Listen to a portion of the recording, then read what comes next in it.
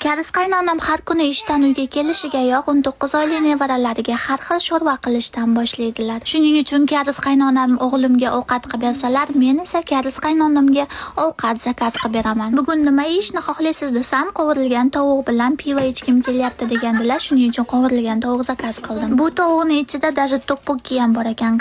Koreyada qovurilgan tovuqni shunaqa shirin marinovka qilingan trup bilan birga yeyishadi. Qovurilgan tovuqni men qalampir va mayonezdan tayyorlangan sous bilan yeyishni yaxshi ko'raman. Biz tinchgina ovqatlanishimiz uchun sovuga nimadir qo'liga ushlatib qo'yishimiz kerak. Shu sousni tayyorlanishini juda ham o'rgangim kelyapti. Menimcha O'zbekistondagilarga ham rosa yoqsa kerak. 19 oyli o'g'limni pasportga rasmga tushirgani rasmchaxonaga bormoqchi edim, lekin karis qaynonam pulni ketkazmasdan uyda olib qo'ya qol, men montaj qilib beraman deganlari uchun astoydil rasmga olsagam bittasi ham yaxshi chiqmadi. Oxiri karis qaynonam taslim bo'lib, mayli rasmchaxonaga borib kela qol dedilar. Karis qaynonam har kuni opalariga erinmasdan har xil salatlar qilib beradilar. Qaynonam har safar ko'chaga chiqqanlarida shunaqa itvachalarni yetaklab oladilar.